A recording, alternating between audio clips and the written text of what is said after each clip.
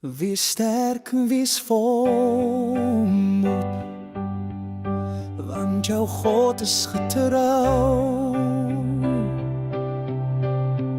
Selfs in die vuur, in die storm, hy sal jou nooit verlaat nie. Jy hoef nie te vrees nie, jy hoef nie te skryf